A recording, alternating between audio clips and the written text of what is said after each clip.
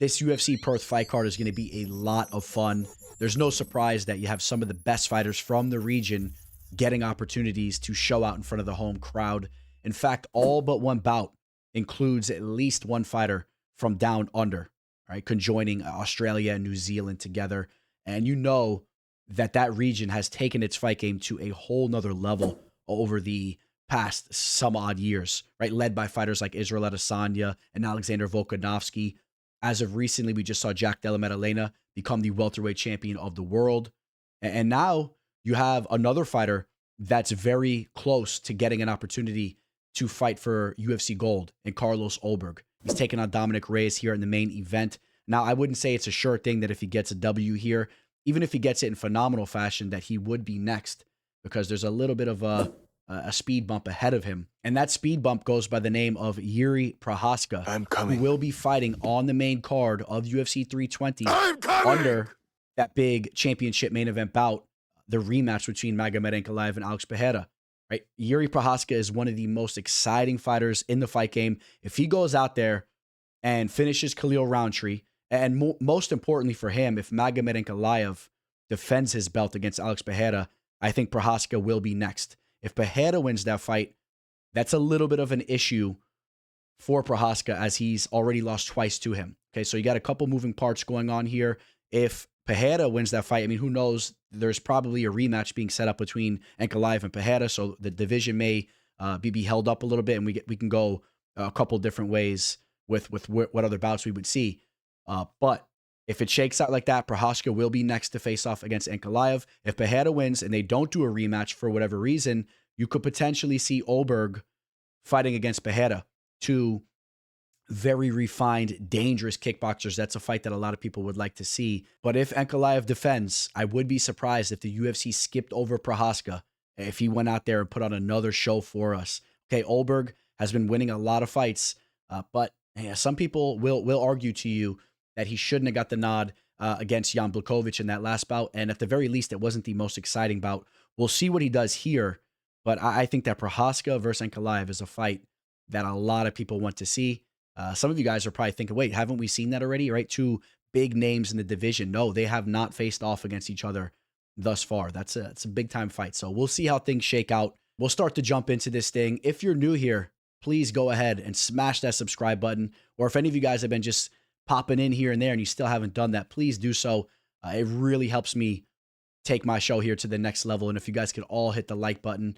And if you're new here, what we're going to do is we're going to start with the first fight. We're going to work our way up to the main event. We're going to dissect the betting odds for each fight. I'm going to predict how each fight's going to play out. We'll talk method of victory, over unders, and all that type of stuff. I'm all over social media, specifically Instagram, but also X. It's the best way to get in touch with me. And if anybody wants my official targets for this card, that's the way to do it. Shoot me a message if you guys want further details on getting my select targets, which we're going to have some big ones for this card.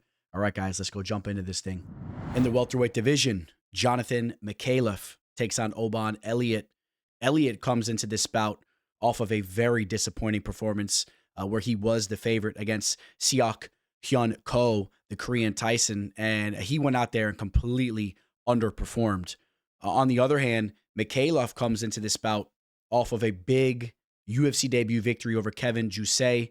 He went out there and imposed his will. He showed to be the better striker, which Josias is a fighter that does get a lot of praise about his kickboxing. So kind of showcasing the level of striking that Micallef has. And that was piggybacked on a performance on Dana White's Contender Series against Muhammad Adu, where he showcased that he has pretty nasty jiu-jitsu as well, where he pulled off the sub there. Micallef has been training extensively with fighters like Robert Whittaker. And in fact, he was a big training partner for Whittaker as Whittaker went into that RDR fight. I've been hearing nothing but praise coming towards Micallef's way, and I think that is completely warranted. And you take into consideration, he's just 26 years old, and we saw a massive leap in that last fight from anything that we've even seen prior. So this is a fighter that's rapidly developing, as to be expected with who he's training with. On the other hand, Elliott is only 27 years old as well. So there's plenty of time for him to take his game to another level.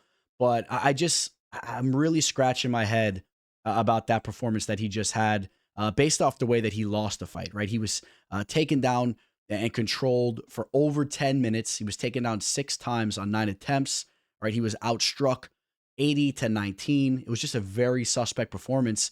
And not to say that I'm completely out on Elliott, because I think that he still is a good fighter. He has solid judo skills. He's been training mixed martial arts from a very young age, and he's shown some development in his striking as well. You think about what he did to Basil Hafez before the L. I mean, he looked phenomenal in that fight as he got the 3rd round finish, and he was outclassing Basil from start to finish there. So it's just weird, because I thought that we were going to see Elliott start to take his game to a whole nother level, and I think that that last fight was very suspect. And then in retrospect, you look at his strength of schedule. He defeated Preston Parsons, Val Woodburn. I mean, Woodburn is not a UFC caliber fighter, in my opinion. You think back to his DWCS victory over Kaik Brito. I mean, nothing really stands out. It was all about the Hafez fight. And then when you actually look at Hafez, Hafez just went toe-to-toe with Mickey Gall before that Elliott loss, and he looked very pedestrian there against a subpar fighter in Mickey Gall. So I almost think that Basil overperformed against Jack Della Maddalena, and I don't think that he's really on that level. And when you kind of look at it in that light, I just don't know if Elliott is really hitting on the same level of a Jonathan Micallef right now. I think that this is Micallef's fight to win. I think that Micallef potentially could go the jiu-jitsu route. If he gets this fight down to the mat, I think that he could have success and rain down some control time over Elliott. We'll see if he could pull off a sub. I don't know about that. But as far as the striking goes, as big as Micallef is, right, he's very long in range. He's going to have a reach advantage here. His wingspan is more like 77 inches, okay? But even with that length advantage, he's a pressure fighter, and I think that he's going to be marching forward, imposing his will on Elliott. I love the way he blasts the body kicks. He throws heavy kicks, and I expect that to be the case here. And that was a real solid proving of himself against Jose, because Jose is a technical kickboxer, so I think that he's going to be able to handle any of the striking from Elliott's. And I'm going to side with the underdog here, because yes, he is the dog. Jonathan Micallef is the dog. He opened up roughly around a plus 115, plus 112, give or take. We've seen a little bit of up and down action. We started to see him lean towards being the favorite in this bout. And then on a lot of books, what we've seen is it actually circled back. It kind of hewed back to him being an underdog. And to me, that just showcases that a lot of people feel that Elliott can bounce back and produce like he did against Basil. And they think that the co-fight was just a little bit of an off day at the office for him. Or people are probably believing that the Korean Tyson is a legit fighter, and he may go on to have a lot of success. It's not exactly how I am looking at it. I love the size and the physicality of Micallef, man. This dude is a stud. Okay, you take a look at his physique and his mental. This is a legit fighter here, and I just feel more comfortable backing Micallef. I think that he's more of the bully in this bout. I'm going to say that he wins the decision. I'm going to say that he doesn't find the finish, which the finish is definitely live anytime he steps in there, even though there's not a lengthy resume of him going out there and doing that. There's been a couple of decisions, right? He has 2 KOs, 2 subs, 3 decisions, but you're starting to see a very dangerous fighter in there. We have seen Elliott knocked out twice before. I think that the knockout is potentially live, but I lean more towards a decision here. I think that Elliott withstands a lot of the damage and makes it to the final bell. This, to me, is a clear case of ask and you shall receive for Cam Rowston, who just had a huge victory on this season of Dana White's Contender Series. Just a couple weeks ago, he went out there as an underdog against Brandon Holmes and got a quick knockout. Right now, the UFC grants his wish to bring him into this Perth fight card, and they match him up with Andre Petroski, who is a proven UFC fighter.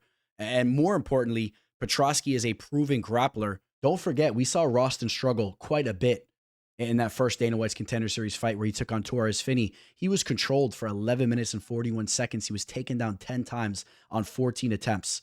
And since that loss, yes, he's on a bit of a winning streak, but you take a look at the level of opponent, none of these fighters are going to bring the same grappling threat that a Petroski is going to bring to the table.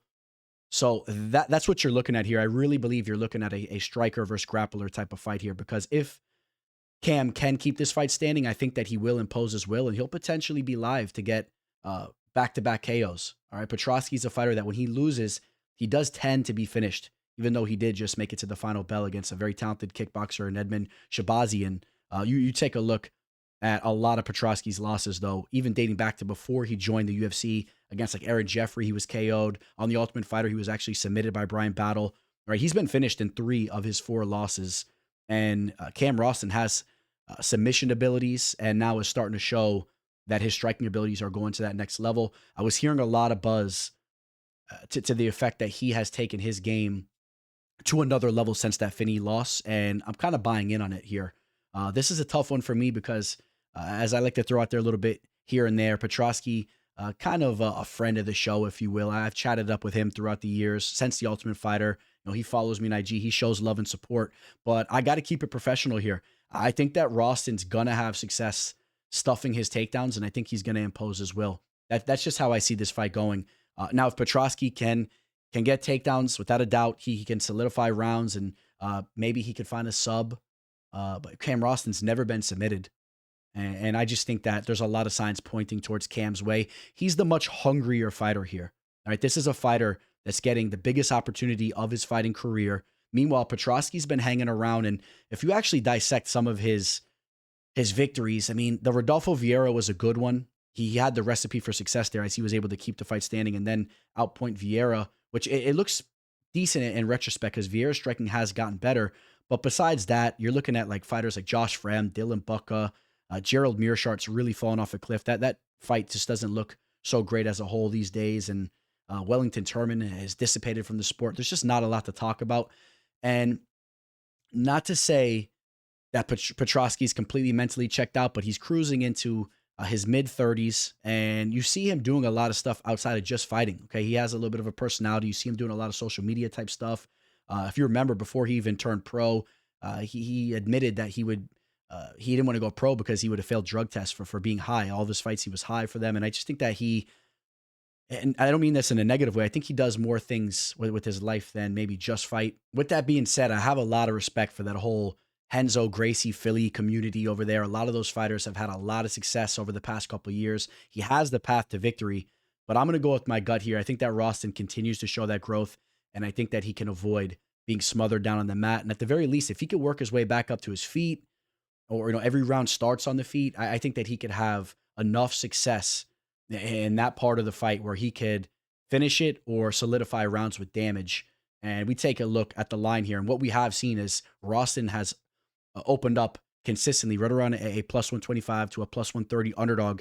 And we have seen action just ever so slightly start to come in on him so far. We see him starting to come down towards even odds. We'll see where it settles, but I expect that to continue. I expect that we see slight action continue to come in on Rowston. This is a fight that should be much closer to pick'em odds at that. So something tells me that Rowston is taking his game to another level. He's big, he's 30 years old, he's primed, and he's hungry here. Give me Rowston to get a knockout, and I say it happens in the first half of the fight. I say that this fight goes under 1.5. I think that Rowston brings in that same energy that he just brought in to DWCS and piggybacks on that. So we get to see another vanilla gorilla inside the octagon. I think it was a fighter that went by the name of Chase Sherman that used to use that nickname, and obviously he has since departed. I think he's doing bare knuckle fights these days. But here, Louie Sutherland makes his UFC debut as he represents Scotland. He'll be taking on Justin Tafa. Tafa, we know he's a skilled kickboxer, but he is a fighter that is lacking quite a bit with his overall arsenal. Sutherland, he also brings in some striking abilities. I wouldn't say that he is on the same level technically as a Tafa, but he has big-time power.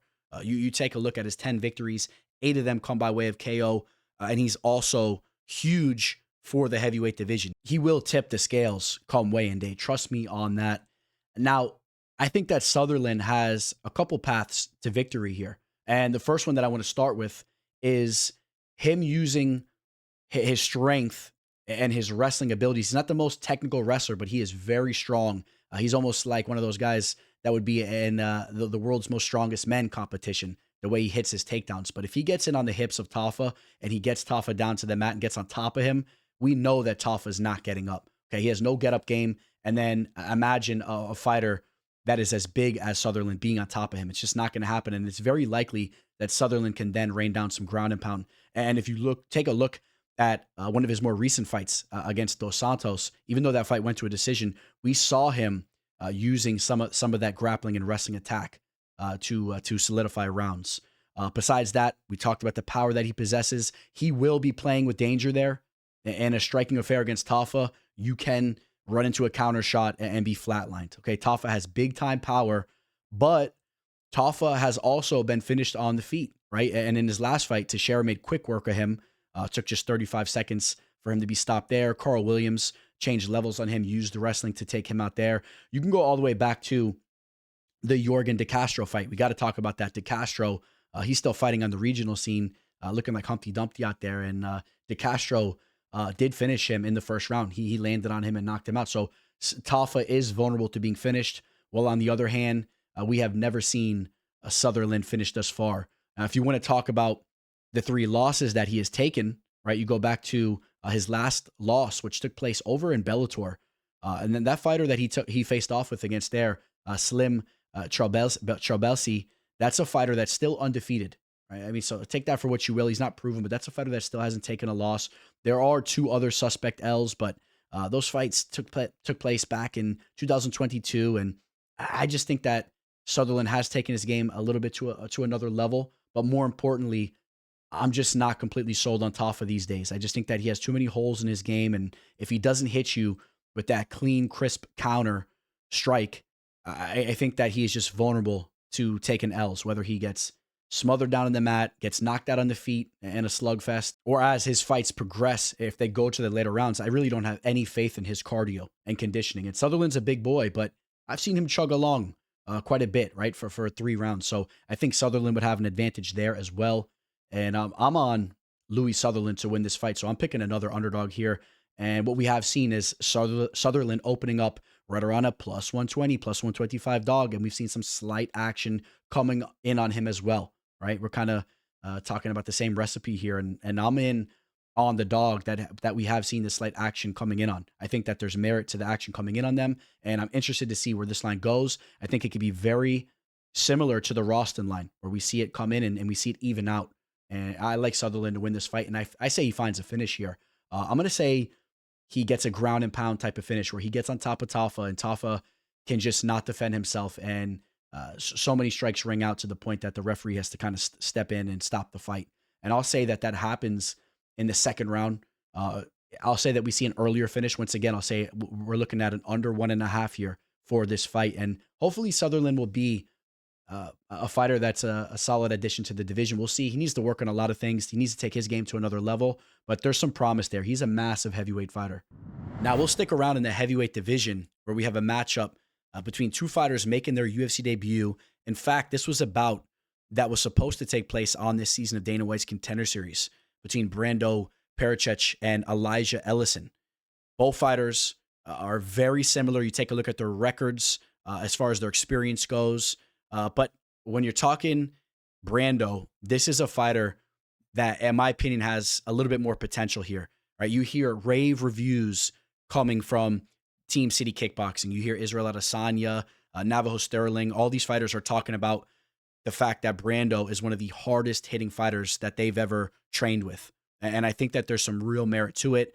Without a doubt, his bread and butter is his striking. It is his kickboxing. And I'll go out on a limb right now and say that the Balkan Bear is a fighter that we will see fighting in the UFC for some time to come, and you'll have quite a highlight reel of KOs. He's a dangerous striker. Now, he just has 5 pro fights in the mixed martial arts world, but he does have a little bit of a kickboxing background, so he has more experience than the resume that we're looking at here states. And it's important to note that, because when you're talking Elijah Ellison, this is a fighter that has only been fighting for about 2 years. Doesn't have any type of mixed martial arts background. Okay, this is a very green fighter, and some of the early success that he has been having is due to some of his just raw abilities. I do believe that. And it's also important to note, if you pull up some of his fights on YouTube, make sure you understand what you're looking at, because early on, he didn't look to be the same fighter that he has recently,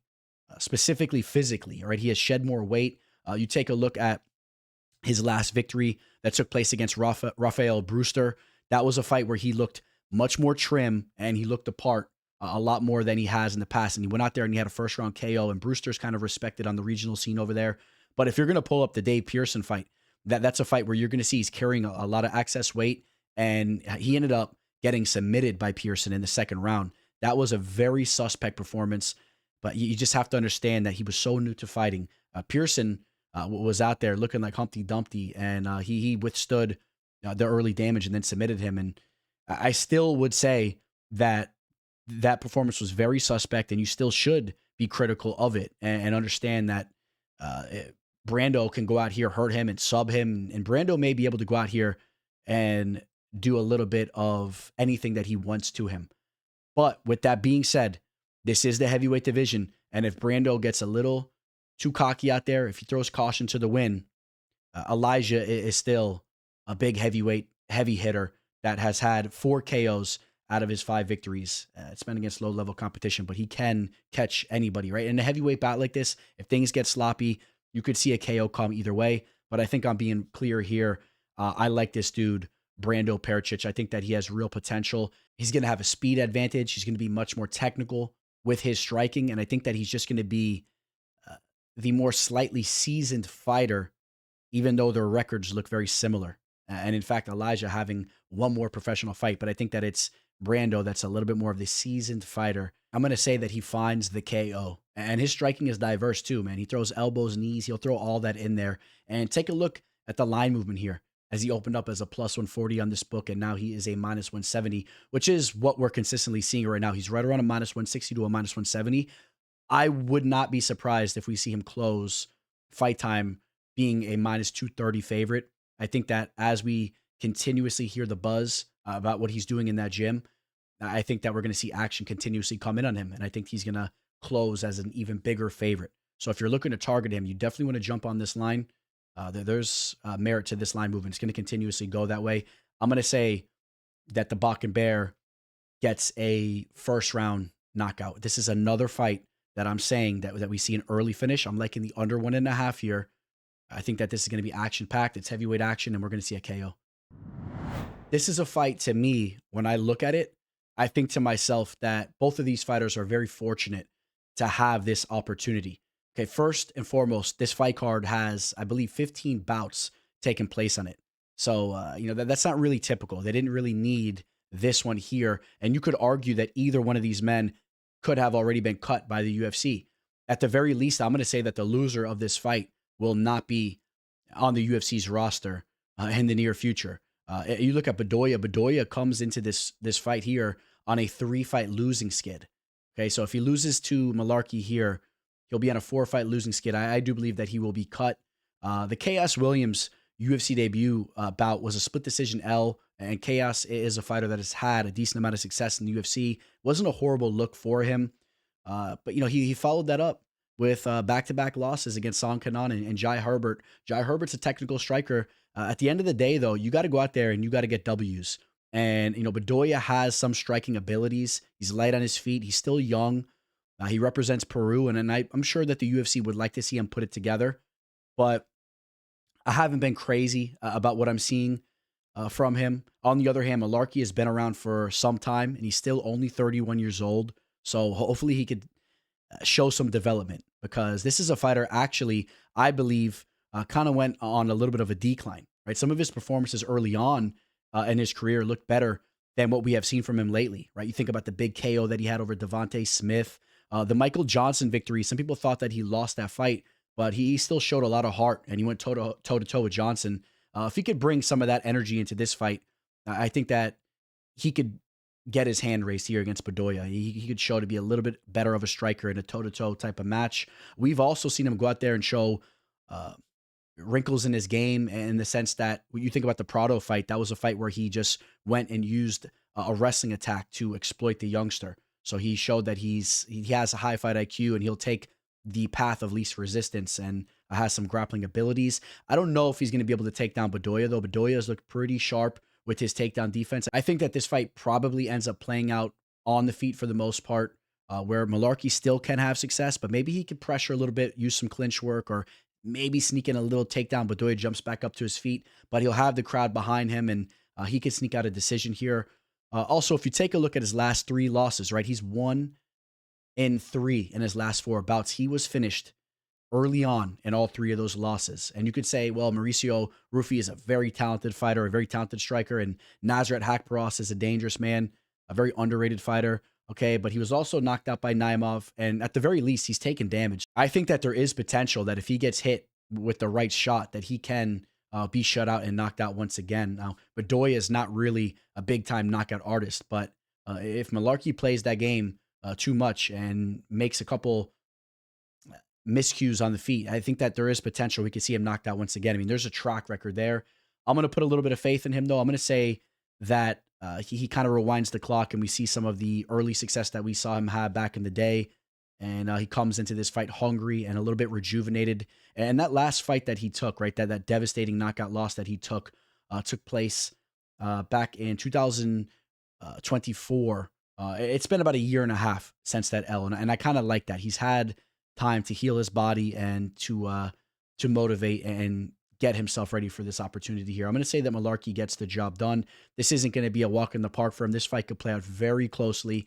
This is a very close fight, and the line will reflect that. I'm in agreement with this line. Now, Mullarkey opened up right around like a plus 115 underdog, and the line is closing much more to even odds, which is where I think this fight should be. It should be much closer to just even odds. This is a close bout, but I'll take Mullarkey just based off some of the success that he's had in the past, having the crowd behind him and all that, and having the layoff. I think he's very motivated for this spot. I think he can come in and just be a slight step ahead here. This is a tough fight, though. I'm going to say Mullarkey wins this fight via decision. I don't think that he finds a finish. I think it goes to the final bell. Bedoya has shown to be pretty durable, right? He's never been finished. So, yeah, I'm going to say Mullarkey wins a decision here. We have another fighter making their UFC debut, and Michelle Montague, who comes over from the PFL and even the Bellator scene. And she's a fighter that, although she represents New Zealand, she's been getting in a lot of work over in Coconut Creek in South Florida, and she's been training with some excellent talent over there. Does the name Kayla Harrison ring a bell to you? And Montague is a fighter that has a solid wrestling background. She was in the Olympic wrestling circuit. I mean, she has real wrestling credentials. And ever since she came over to MMA, all she has done is shown to be a very dangerous grappler. All 6 of her professional victories come by way of sub, all via rear naked choke. So she obviously knows what she's doing down there. Besides her 6 pro victories, she has a good amount of amateur bouts. So she has more mixed martial arts experience than just her resume, her pro resume states. Now, I will say this. Luana Carolina is a step up in competition compared to anything that she has faced thus far. Luana has decent striking, and she's pretty big for the division. That's where we've seen her have success, right? When she can keep a fight standing and use her length and kind of her awkward striking, she has success. But it's important to note that Montague actually has fought her entire pro career at 145 up in the featherweight division. She's coming down here to the bantamweight division, and she has a solid frame to her. So Luana is not going to be able to have that advantage in that aspect like she does in a lot of her other bouts. And I think that that's important to note.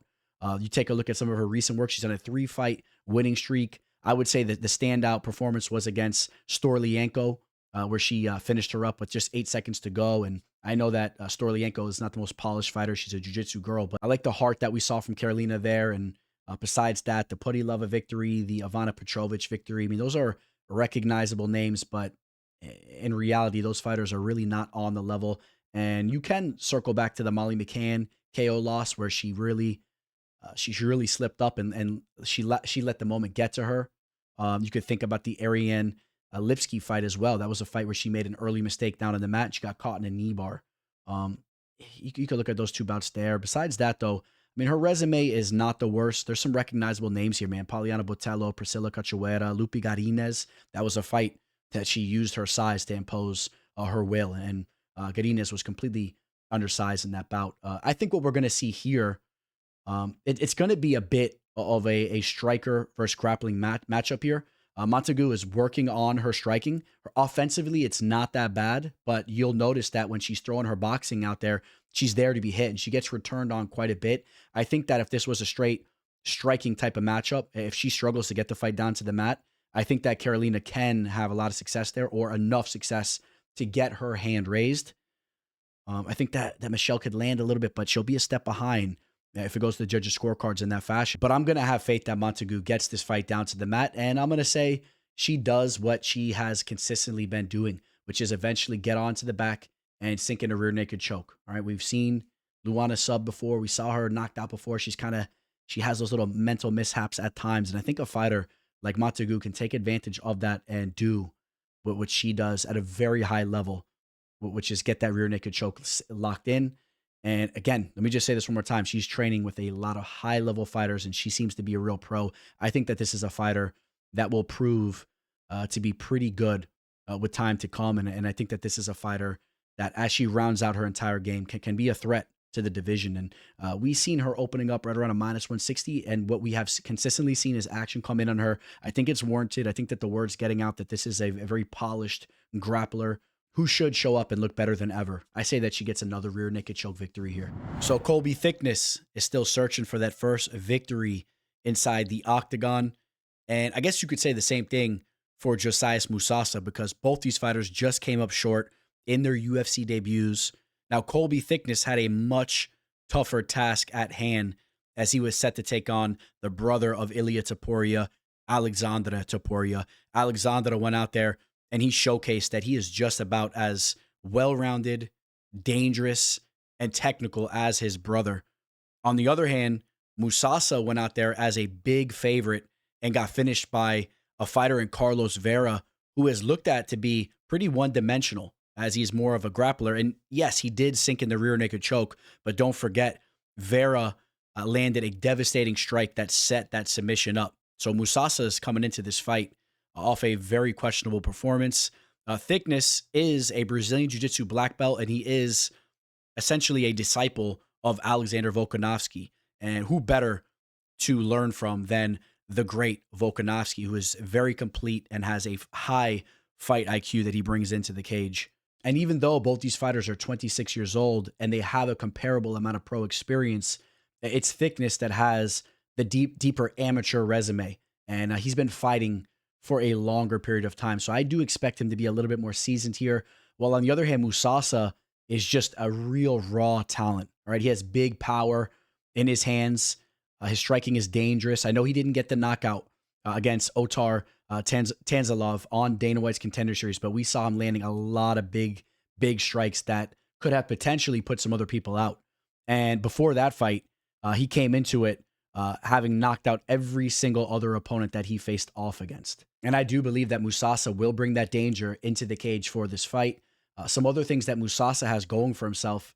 First off, his frame is crazy. All right, he's going to have a big reach advantage here to try to land that power from the outside. Also, you take a look at the Dana White's Contender Series fight that went to a decision. The fact that it went to a decision was almost a plus for him, right? He got more cage time. He showcased that he could still be dangerous in the later rounds. It wasn't like he gassed out in that fight at all, even though he didn't find a finish. I mean, he was pretty dangerous throughout it. And he also showed that his takedown defense is sharp, which he even showed early on against Vera. Not to say that Vera has any type of legitimate wrestling. He's more of a jiu-jitsu type of guy. It took that head kick that he landed to get that fight down to the mat. But I think that what we've seen from Musasa early on is that he is a natural specimen. He's a talent. He's a physical talent, and he has really good hips, and it's not going to be easy to just shoot on him and take him down. But if Thicknesse can get this fight down to the mat, that's where I expect him to have a real advantage. I think that his jiu-jitsu, him being the Brazilian jiu-jitsu black belt, I think that he'll prove to be much more technical as they roll around down on the mat. Can he get it there? It's a big if. But I also like the fact that Thicknesse has striking to go along with the grappling. It's not like he's necessarily a fish out of water there. And just to highlight the frame once again, this is a little bit of a misprint here. Musasa is really, his reach is more up in like the 74-inch wingspan. He's going to be much longer here.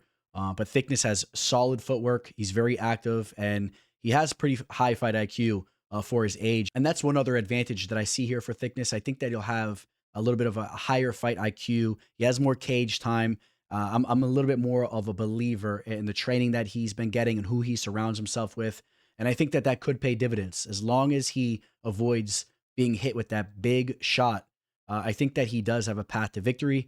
Now, Musasa can also potentially stuff takedowns and just work his way to a decision by just being a nastier striker and just being a better athlete. That is possible, but I'm going to lean towards the underdog's way here and Colby Thicknesse, who we actually see action coming in the other way here. All right. So you see action coming in on Musasa. People are believers in the physical traits, the physical talent that he brings to the table. And they're looking at that Vera loss more as just the fact that he made a mistake there and he paid for it, and he goes back to the drawing board and he comes back to the cage better than ever. And I understand that mindset, and it's possible we see that. But I think that Thicknesse is a legitimate fighter here. And I think that he's the side that you would want to be on, especially based off where these odds are. Thicknesse brings the fight. I don't think that he's going to let Musasa just coast and be the better striker from the outside. I think things get pretty ugly, and I think this fight touches the mat at one point in time.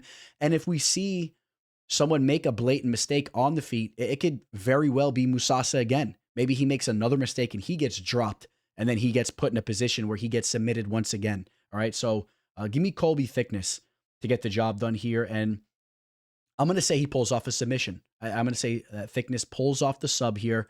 It's not like he has consistently done that. I mean, he just has 7 victories. 2 of them have been by way of sub, but he has some pretty nasty jiu-jitsu skills. And I think that with time, you'll see more subs ring off for him.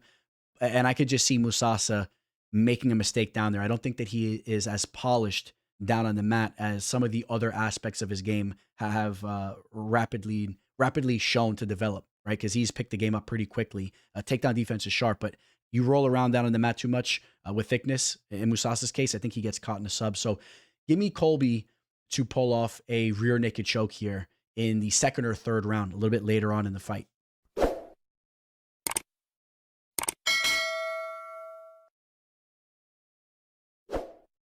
Over the last year, Alexia Thainara is a young fighter that showcased to us that we need to keep an eye on her. Right? You think about the DWCS fight where she went out there and dominated her fellow countrywoman Rose.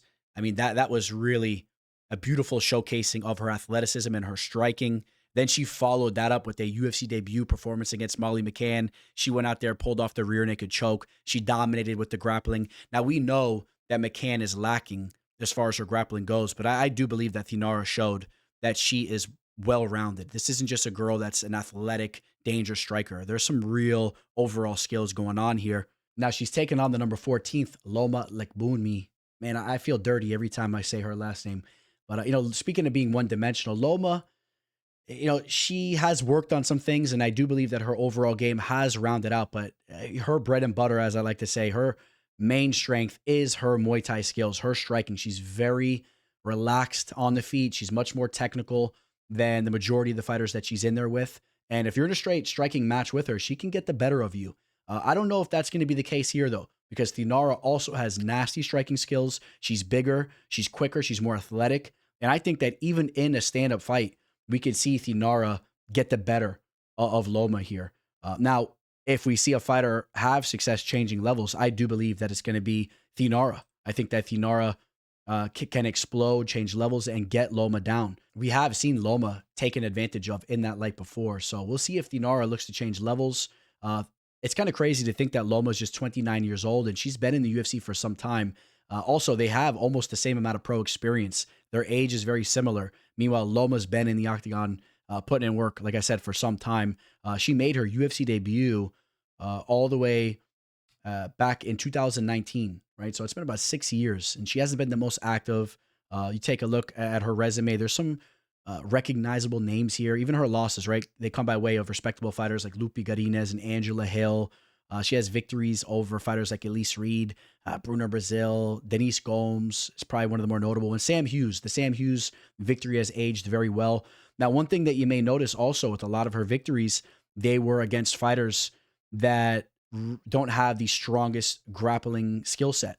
So I'm curious to see if Thainara looks to test her there and looks to change levels on her. That is something that intrigues me. But also, I'm intrigued to see who gets the better of the striking.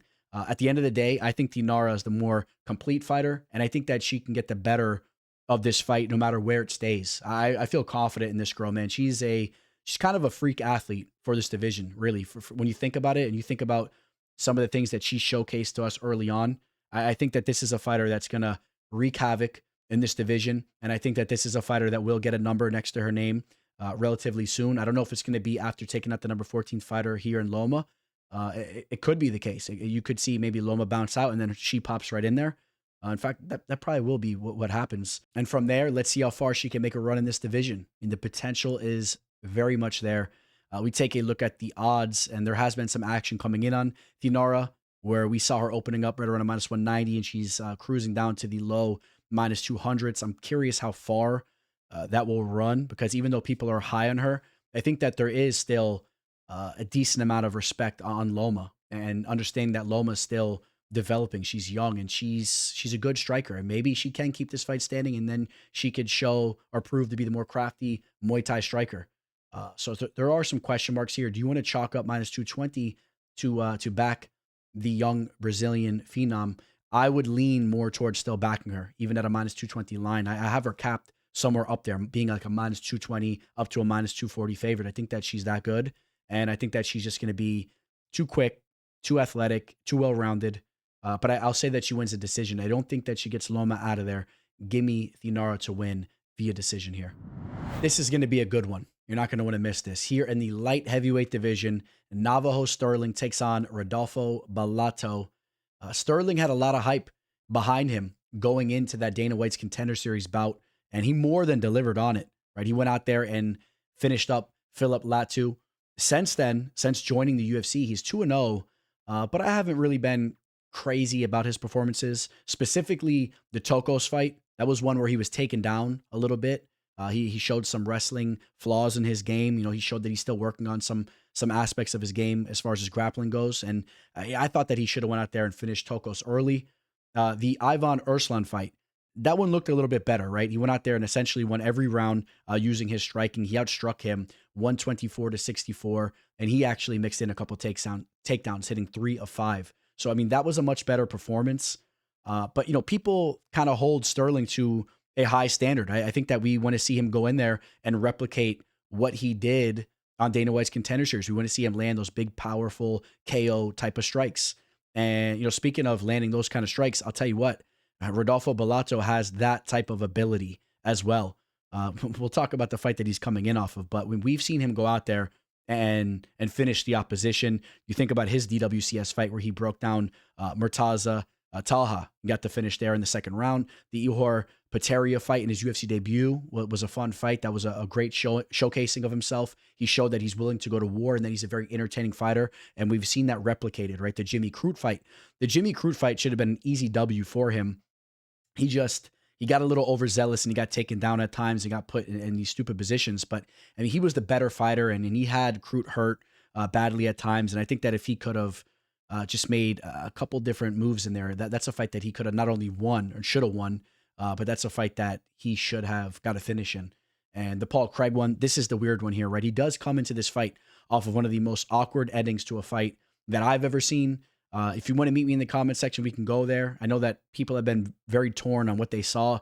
I feel, I don't know this for sure, I'm not certain, but I feel if I had to pick one side or the other, that he really wasn't KO'd. And I think that he kind of tried to sell that up kick. And for whatever reason, I don't know, I guess he just wanted to take the W, didn't want to play around too much and let the fight progress. It was only the first round. He wanted to take that easy W because that was the weirdest delayed KO that I've ever seen. And he looked completely coherent when it landed. He looked over at the ref and then he flopped to his back. So I don't know. So I'm not really looking at that fight in the sense that, oh, he's coming in with a damaged chin that Stirling could land on. I'm not really looking at it in that light. So that's kind of my take there. But besides all that, this is a solid fight. Both these fighters have the potential to go out there and have success. I'm a little bit higher on the ceiling of a Stirling. I think that if he puts things together, this is a fighter that could really make some noise in this division. He's young. He's 27 years old. And I think that he's going to land big on Bellato. And we've seen Bellato hurt before, right? The two losses that he's taken, just to highlight those again real quick, they were both against Vitor Petrino, who is a fighter that's really under-delivered since joining the UFC. He has big power, but he was knocked out twice, including on Dana White's Contender Series the first time he fought on the show. So he has shown that he'll make mistakes and be hurt there.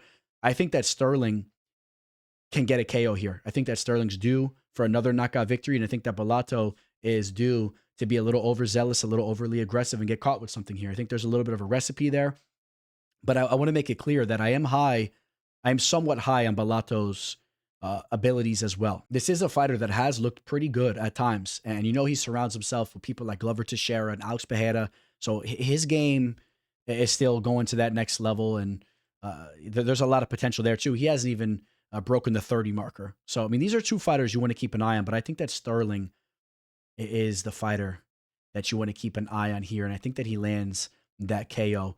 Now, as we take a look at the betting odds, let's see if some of you guys can guess where I'm going to go with this, which some of you guys hate when I say that, but I haven't been saying it at all on this episode. So the value, it's on the dog here. I like Stirling, but I mean, should he be? I mean, he opened up over here as a minus 222 favorite. He went all the way to a minus 275, which I think that's kind of ludicrous. I get it. I like his ability, but why is the disrespect coming towards Bellato's way when he's shown to be pretty good? And right now, Sterling's a minus 235. I just feel that the value, it would have to be on Bellato, who you can catch, as a plus 200. And as of recently, you could have caught him as a plus 230. We'll see where this line settles, but Bellato is a very live dog here. This is a light heavyweight bout. Bellato has some grappling skills, some jiu-jitsu skills. It starts with the striking, but if Toko was able to do that, what happens if Bellato gets on top and rains down some ground and pound or something like that? And on the feet, he's dangerous as well. But at the end of the day, give me Stirling to land a knockout in the first half of the fight. I'll look at another under 1.5. So Charlie, the Cannibal Campbell, steps in on short notice to head all the way down under to take on Tom Nolan after Evan Elder had to withdraw due to a leg injury. In case you forgot, if not for a devastating mistake that Campbell made on DWCS, he would be on about a 9-fight winning streak, and he would have a lot of momentum behind him. Not to say that he doesn't have some still now, but remember, he hurt Chris Duncan so bad, he was inches away from finishing that fight before he just got overly zealous and he ran into that counter from Chris Duncan. That was one of the most wild exchanges and one of the most wild first rounds, not even first rounds, one of the most wild minute and 43 seconds of action that we've seen in some time. That was a crazy bout. Without a doubt, it was a learning experience for him. I really believe that Campbell is a dangerous fighter, and he's kind of an overlooked fighter. And I don't know if it has to do with that fight there. If he would have got that W, I think people would be looking at him very differently. Okay, after taking that L, he goes back to the regional scene, back to CFFC, where he just continues to dominate. He gets another first-round KO. He comes into the UFC, finishes Alex Reyes in the first round, which Alex Reyes is a common opponent of Tom Nolan's. And if you remember, Tom Nolan didn't really deliver in that bout based off how much of a favorite he was. Okay, that was a closely contested match compared to how big of a favorite he was. And in Campbell's last fight, he basically dominates Trevor Peek, just being much more technical with his striking. I get it. I get why there's hype on Tom Nolan. He's just 25 years old. He's long. He's big for this division. And when things look good, they look good, right? You think about what he did to Victor Martinez. He got the KO there in the first round. Although it wasn't an absolute walk in the park. But really, when I say things look good, I'm referring to the victory that he had over my boy Bogdan Grad on DWCS, and he just finished him up so quickly there. And we saw the potential, in that fight. But do not overlook his UFC debut, where once again he did not live up to the line next to his name. And not only did he not live up to it, he lost the fight. He got finished in the first round by Nicholas Mota.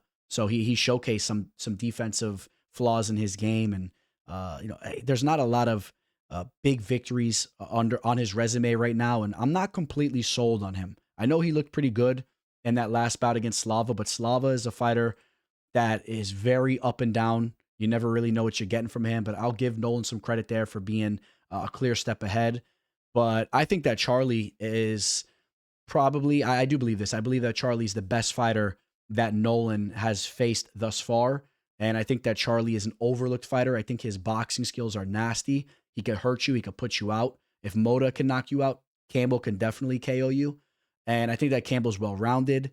And I'm not overly concerned with the length advantage that Nolan has here. I think Campbell's the better fighter here. I do. I think it's a close bout, and we may see Nolan continue to take strides and look better than ever. He's so young, and he has a lot to bring to the table. But I like Campbell here. Campbell, he's 30 years old now, and he's really coming in to who he is as a fighter. I think that he's a little bit more primed. He's gotten a lot of work with Sarah Longo throughout the years. I think now he opened up his own gym up there in the Northeast, so he's running a gym as well, and that could be a negative thing or a positive thing. I'm going to lean more towards a positive thing. This seems to be a fighter that lives and breathes fighting. And I think that he's all about just making a run in the UFC. I like the way he talks on the mic. You know, he's a wild boy, and I think there's some real potential here in Campbell. And I'm going to say he gets the job done here. I'm going to say he lands a KO. I'm going to say that Nolan runs into another big strike and shows some of those tall man defensive flaws. So you take a look at the line here. Campbell opened up as a plus 121, and we see action coming in on Nolan. Okay, Campbell is now a plus 145. If you like Campbell, like I do, this is a line that you kind of sit back and see how good you can get it. Maybe we get Campbell as like a plus 170, plus 180. Be wary though, because people may catch on and the line may dip back the other way. Because if people really dig into this fight, I know Campbell's taken the fight on short notice. That's kind of an it factor there. But Campbell, he's a good fighter, and he very well could be the superior fighter when these two men are in the cage together. We got two OGs set to square off in the welterweight division. It's kind of funny when you think about it, because Magny's 38 years old and Matthews is just 31. It's kind of crazy. He just passed the 30 marker. But both these fighters came into the UFC through the Ultimate Fighter on seasons that were around the same time. Magny, I believe he fought in the Ultimate Fighter like back in 2012 on Tough 16. And Jake Matthews was on the Ultimate Fighter right around 2014, if I'm correct there. And that was that Ultimate Fighter season where it was like the clash of countries between Australia and England, or Great Britain versus England, or whatever exactly it was. You guys know which one I'm talking about. And Matthews was so young at the time. He was that young boy on the show. And he's had a lengthy UFC career, as Magny has had as well. But Matthews, I don't think that we've seen the best from him. I've been a little in on him and out on him at times based off recent performances. Like I wasn't crazy how he looked against Matthew Semmelsberger. All right, that definitely made me jump ship a little bit there. And then you see what he's been doing as of recently. There's no shame in the Morales loss, and he's looked really good in his last three bouts. What he just did to Chidi Njokuani has definitely made me buy back in on my Matthews stock. But like I said, I mean, there's been some up and down performances. The Anthony Rocco Martin, or as I like to call him, Tony Martin. That performance wasn't a good one from him. That was back in 2018. He was still so young. But when you think about the Andre Fiallo fight, okay, that's like a vintage performance from Matthews, where he shows up and lives up to his potential. He looked excellent in that fight. And I did not like the way he bounced back in the Semmelsberger's fight, but seems to have his head on right now. And you see interviews with him and just see everything that he's talking about going into these recent bouts. It's like he's locked in right now, and he's moving very well inside the octagon. And you have to believe that he has some major advantages going in against a 38-year-old Magny. Magny loves to drag you to the deep waters. I just don't think that he could do that against a fighter like Matthews, who will be just fine in the third round. He's not going to go out there and fade like Zaleski dos Santos did, or like we saw Daniel Rodriguez do, right? Daniel Rodriguez, he faded late in that fight. Magny will look to continuously push that pressure on you. How can I overlook the performance he just had against Mike Malott? I mean, breaking him in the third round when he was clearly down and getting that finish with just 15 seconds left in the fight. I just don't think that Magny's going to have an opportunity to do that on a complete fighter like Matthews, who is just physically ready to go. So without a doubt, I feel that Matthews is the right side here. But what we can talk about is their value on his line, which if you didn't know, he's a huge favorite. He's one of the biggest favorites of the card. Right now, he's right around a minus 513. He was creeping up to almost being a minus 600. I mean, at that case, I would have to say the values on Magny, regardless, just based on the fact that Magny's a dog, and Magny's always allowed to go in there and take out almost anybody, not anybody, but to take out a fighter of the caliber of a Matthews. Yes, he can potentially do that. He's long. Maybe he could work his way to a decision. I just don't see it. I think Matthews wins this fight via decision. But like I said, what are you going to do with those odds? What are you going to do with them? Are you going to throw Matthews in a parlay? I don't really recommend it. I just don't see the value there. Maybe you look to get Matthews with a specific method of victory. Maybe you go the decision route and you can get that to come down a bit. Magny's pretty tough, although it's not like he hasn't been finished before. I mean, you take a look, out of his 13 losses, the majority of them are by knockout and sub. But that's also chalked up to the fact that he's fought steep competition inside the cage. I don't think that Magny's a fragile fighter. If you look at the list of fighters that have taken him out, there's a lot of high level fighters in there, especially as of recently. Carlos Pratis, Michael Morales, Gilbert Burns, Shavkat Rakhmonov. Let's go back and let's see some Santiago Ponzinibbio when he was younger and more primed, a very dangerous striker. Rafael Dos Anjos, Lorenz Larkin, a nasty striker. Okay, I mean, there's no shame in getting submitted by Damian Maia, one of the greatest grapplers and submission threats the Octagon has ever seen. So just understand that. Okay, it's not like he's as fragile to being finished as maybe some of you think. I'm gonna say that Matthews wins this fight via decision. Ramon Tavares looks to bring that Duval energy down under as he's set to take on Jack Jenkins. And I think that there is an argument that Jack Jenkins is a pretty solid step up in competition compared to who we usually see Tavares in there with. Not so much in the case of Tavares' last fight, which I was in the arena live when he took that L against Davey Grant. I got a lot of respect for Grant. We cashed in on him in that fight, and we just cashed in again on Grant as he defeated Blackshear, and he was a massive underdog once again. For whatever reason, and mostly due to the age of Grant, he consistently gets overlooked. So not so much in his case, but if you look at the rest of Tavares' schedule, I do believe that Jenkins is a bit of a step up. And also, when you look at Jenkins, you take a look at his schedule, this is a fighter that's been battle-tested against higher level competition as well, right? He's high level, but he's been in there with a lot of high-level fighters. No matter how you scored the Jamal Emmers fight, I think that Emmers is a very talented fighter. He has his consistent off days, okay, but when things are going good for him, Jamal Emmers is long, well-rounded, and dangerous. And yeah, he probably deserved to lose that fight, but it was somewhat competitive. Chepe Mariscal is nasty. Gabriel Santos, who he just lost to. Santos, you guys know how I feel about him. I think Santos is the real dark horse of this division moving forward. Herbert Burns, a proven veteran, the brother of Gilbert. He went out there and finished him. Okay, so he may not have a lot of big victories on his resume, but as of recently, he's been battle-tested against high-level fighters, and I think that he's looked good in there. Win or lose, I think Jack Jenkins is a good fighter. He throws heavy leg kicks. He has decent hands. He's well-rounded. He can grapple. Ramon Tavares, on the other hand, is more of a boxing-based fighter, and quite honestly, I think that he has, I don't know where he's at right now mentally, but this is a fighter that has some mental distractions. He did lose his brother some time ago, and I know that obviously weighs heavy on his heart, lost him to some kind of gang violence. And for whatever reason, I don't know where he's at now, but I know for a while he chose to stay in that same neighborhood in Jacksonville, and Uriah Faber was working on trying to get him to go out there and train at Team Alpha Male, and I think he kind of passed up on that opportunity, at least back then. And I know he's also someone that's like on social media as Dana White's Contender Series is going on. He's making videos kind of poking and complaining about the UFC not paying as much as they should to those fighters in the show. And whether there's merit to that or not, I don't think that's where you should be if you're in his shoes. I think that you should be locked in and focused on having a lengthy UFC career and becoming a more well-rounded and dangerous threat in the cage. So I don't know if he's there or not, but he does have some boxing skills. We saw that on display against Cortavius Romeus, which was his redemption opportunity on DWCS after he got knocked out by Siri City. Some people argue that was a quick stoppage. It kind of was, but I think that CD was going to get that finish probably eventually anyway. They rematched and he got a W inside the Octagon in the UFC in a legitimate UFC fight.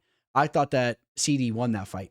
So that was a close one, though. It was an entertaining fight. I thought that he should have taken an L there as well, if I'm being honest. And I think that Jenkins is the more well-rounded and more high-caliber fighter here. I do. I'm going to side with Jenkins to get the job done.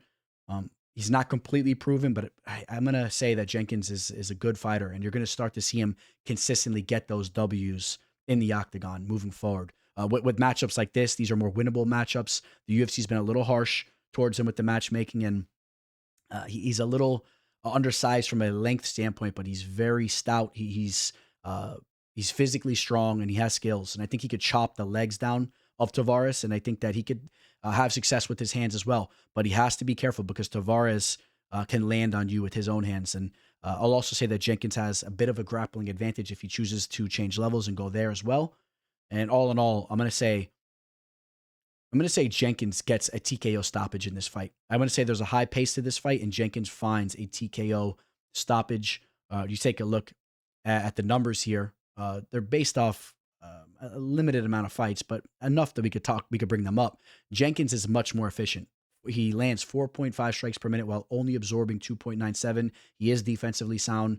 On the other hand, Tavares is landing 4.62 while absorbing 7.41. And that has a little bit to do with that CD fight. And I think that Jenkins could potentially replicate some of what we saw there. Now let's take a look at the betting odds for this fight, where Jenkins opened up here as a -300 and the line is coming down a bit. I wouldn't look too much into the fact that the line's coming down. I think that that's a little bit more pointing at the fact that it opened up pretty wide. Jenkins opening up as a -300. Maybe it shouldn't be that wide, but I think that it will settle down. And Jenkins is the warranted favorite here. And I think that he should settle in right around being a -260 favorite. Maybe you see some action start to come back in on him.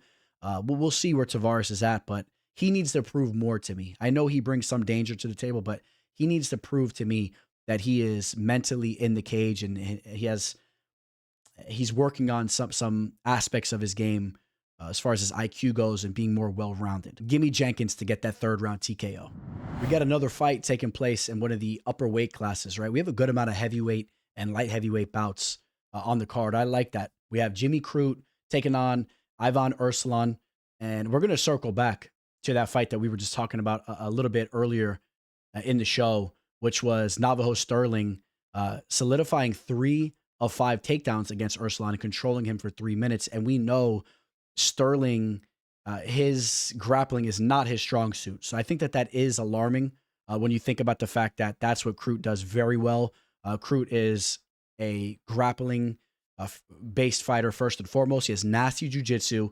And in fact, on the feet, even though he has some decent offensive skills, I think that he is very vulnerable there defensively. I think he's always live to be KO'd. We've seen it before. You think about what Jamal Hill did to him, hurting him badly, right? He had Crute contemplating retirement and all that.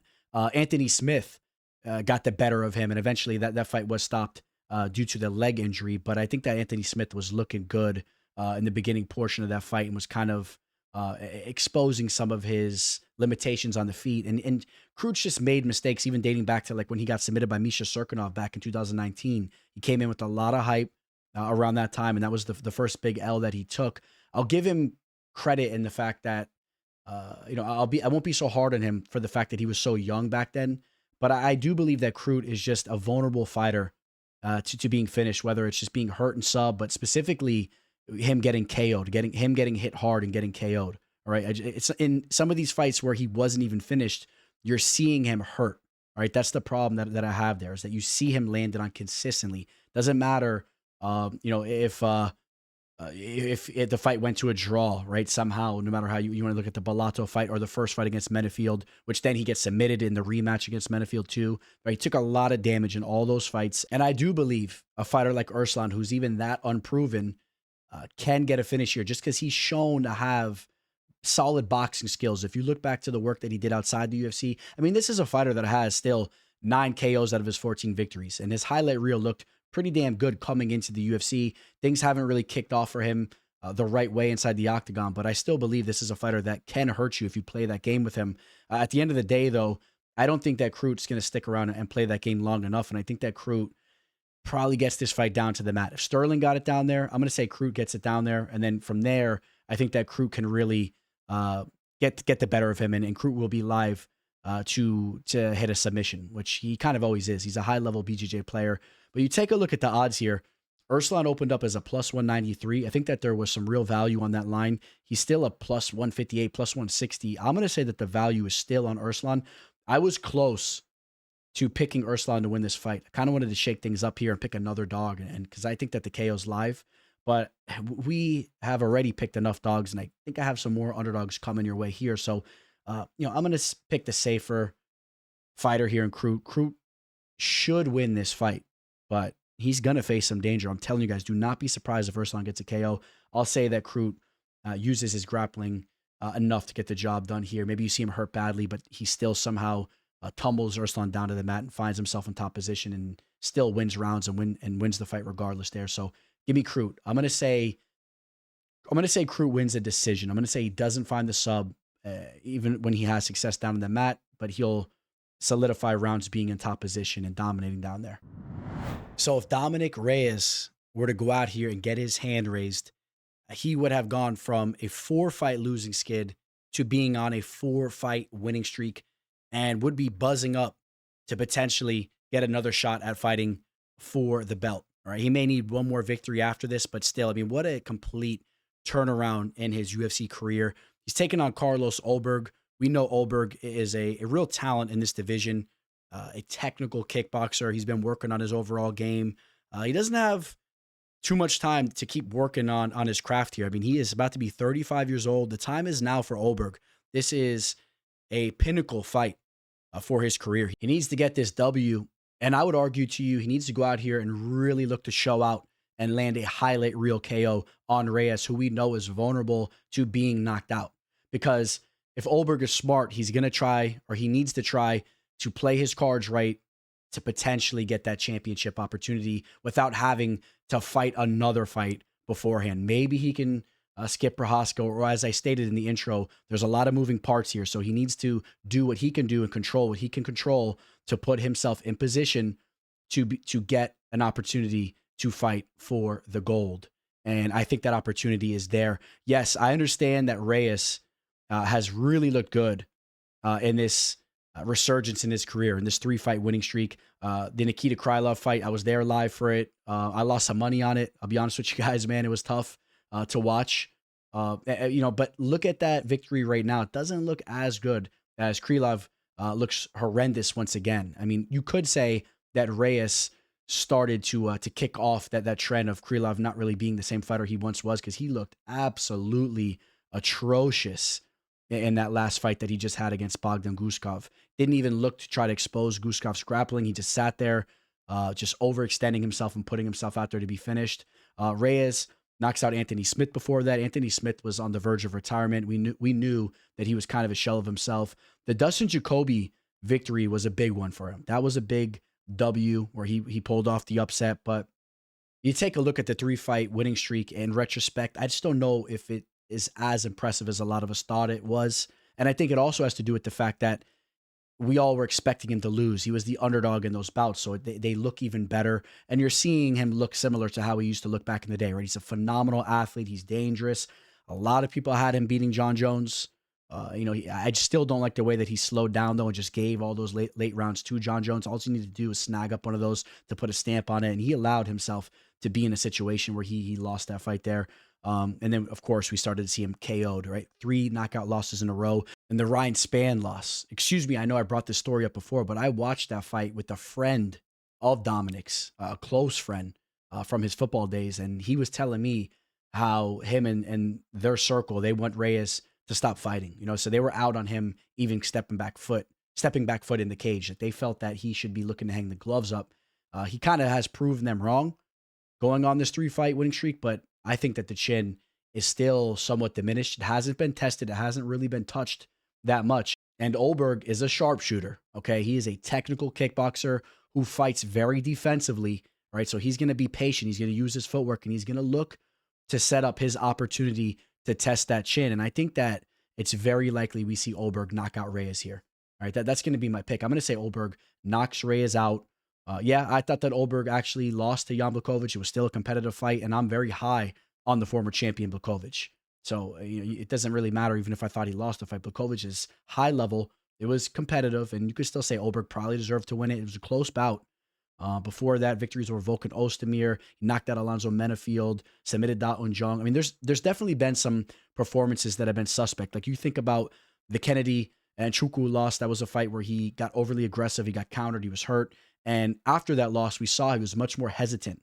Like in the Fabio Charant fight, he was very hesitant in that fight, but he started to pick things up after that, where he went on a string of first-round KO victories over Tefan and Chuki, Nikolai Negamuriano, Ihor Peteria. Right, so he's been finishing fights. He is a fight finisher. If you look at the overall numbers, out of his 12 victories, 6 of them come by way of KO, right? And a lot of these victories are taking place in the octagon. I would consider him a fight finisher. The finish is on the table here. And you look at the numbers for both these fighters, they're very efficient fighters. This is a high level matchup. I really like what I've seen from both of them as far as their efficiency goes when they're in there doing their thing, when they're hitting on all cylinders. These are two talented fighters. I just think that Ulberg has an advantage here as far as the durability goes. And I'm going to say Ulberg lands a KO in this fight. I'm going to say it happens in the second or third round. I'm going to say the fight progresses a little bit. Ulberg feels him out and he waits for his moment to hit him with a nasty step-in counter or something like that. He's going to set it up with his footwork. And I was close to picking Reyes to win this fight. I'll let you guys know that right now. I was actually very close. And I do think that Reyes is still potentially live. If the chin holds up, Reyes is live to land his own KO, and he's also live just to be a step ahead, being the better athlete, the better overall fighter. He is live. So that pointing to me feeling that there's not a lot of value right now in Ulberg as a minus 240 favorite. I don't see a lot of value on it. Maybe you want to kind of narrow in on Ulberg to win this fight via KO in a specific round or early on. I like the unders in this fight. The knockout can come either way.